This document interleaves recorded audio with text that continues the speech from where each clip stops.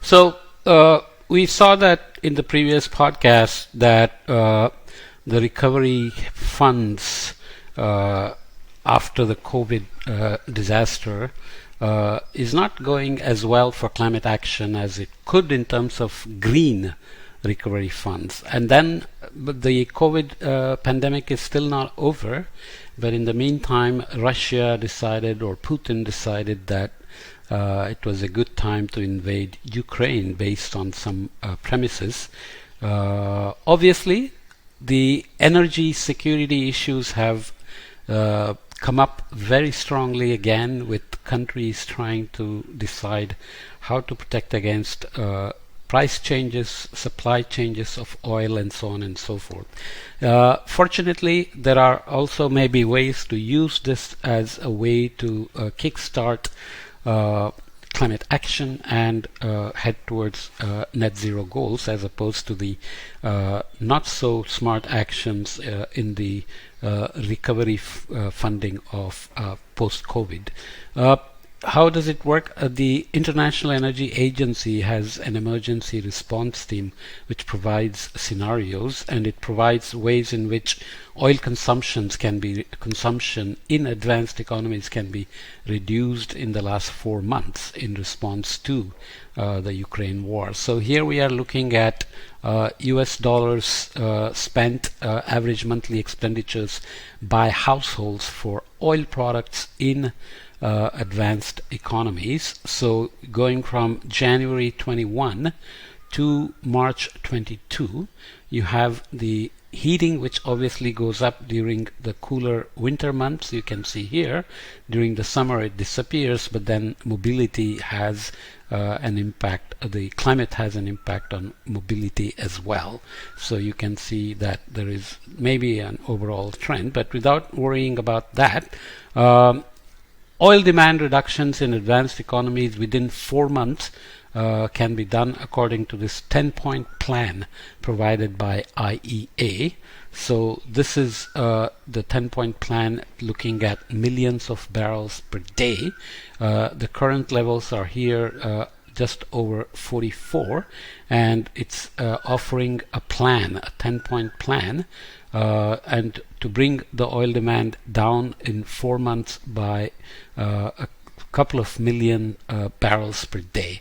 Okay, so it includes, we'll look at the details in a minute, reduce speed limits on highways, because that increases fuel consumption, because of you go beyond the optimal efficiency of the vehicles, mostly ICEs or internal combustion engines.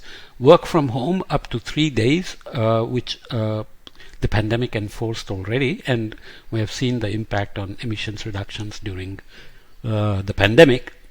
Car-free Sundays in cities, public transportation, walking and cycling, alternate car access to roads in cities, increase car sharing and reduce fuel use, promote efficient driving for trucks, use existing HSR and night trains, reduce business flights and electric vehicles and more efficient vehicles, right? So obviously the emergency response team has looked at reducing demand and increasing supply. So here, fuel switching, temporarily replacing oil use with other energy sources, and demand restraint can also affect demand and reduce it. So you can use heavy-handed approaches of putting quick constraints on how much people can drive or how much fuel they can buy, or you can have a medium level restraint and light-handed restraint. For increasing supply, you can also have production surge, but as you just saw, probably Houthis have attacked Saudi Arabian oil facilities, so Saudi Arabia is already indicating supply may reduce. and this could increase and there could be increased indigenous production as well. And as you saw, US approached Venezuela, which it hadn't been communicating with for a while for good reason, and has tried to take oil from there. And then there is increasing supply by stock draw, so for industry and public, so it can be agency or government and so on. So this is a good example or a metaphor of how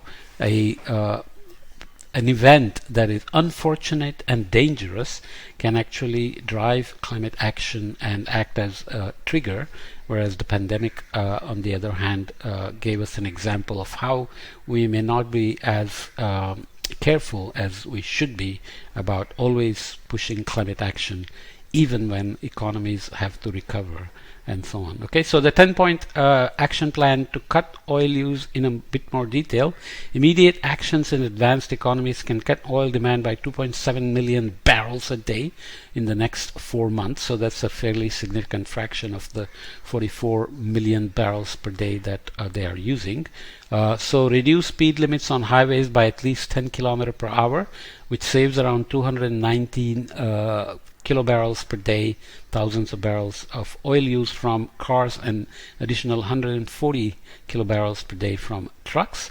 Work from home up to 3 days a week where possible, and the impact would be that 1 day a week saves around 170 kilobarrels per day, 3 days saves around 500 kilobarrels per day. Car-free Sundays. Every Sunday saves around 380 kilobarrels per day. One Sunday a month saves 95 kilobarrels a day. Make use of public transport cheaper and incentivize. Make the use of public transport cheaper and incentivize micro-mobility like walking and cycling, plus small distance driving, if at all. That would save around 330,000 barrels per day. Alternate private car access to roads in large cities could save around 210,000 barrels per day. Increasing car sharing and adopting practices to reduce fuel use can save 470,000 barrels per day. Promote efficient driving for freight trucks and delivery of goods, saves around 320,000 barrels per day. But this again is already going to maybe add a little bit to the food price surge that is happening and is expected to worsen as the war continues because of the impact on supply chains and the funny roles that some countries are playing in supporting Russia and so on. Using high-speed and night trains instead of planes where possible can save 40,000 barrels per day. Avoid business air travel where alternative options exist, saves around 260,000 barrels per day. These are again options that are on the table, and whether they can be enforced or voluntarily adopted is of course a big issue, and that goes back to how we respond in terms of behavioral changes, even when there are such issues of increasing food prices, increasing fuel prices, and so on. Reinforce the adoption of electric and more efficient vehicles. Can save around 100,000 kilobarrels per day, 100,000 barrels per day. Again, this is a matter of access and affordability and so on. Okay, so this gives you an example of how a bad situation like the invasion of Ukraine by Russia will have global consequences of in terms of economies, food prices, fuel prices, inflation, and so on. Of course, large numbers of people dying, infrastructure getting destroyed, and so on in Ukraine as well, and all the military spending, which typically includes large emissions increase as well.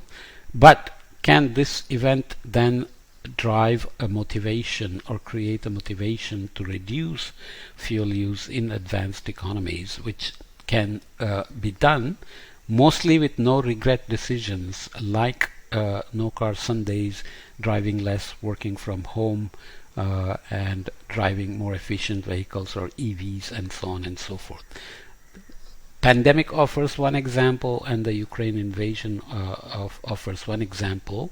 Unforeseen events that are affecting not only um, life and poverty and economies and so on, but also are shedding light on how climate action must continue through all eventualities if we want to stay on target for net zero or and the global warming targets like less than 2 degrees C by 2100 or less than 1.5 degrees C by 2100 with 67% probability. So this really tests our collective resolves and political will to keep climate action on the front burner no matter what happens, no matter what else happens, in addition to the climate impacts that are already going on. Okay?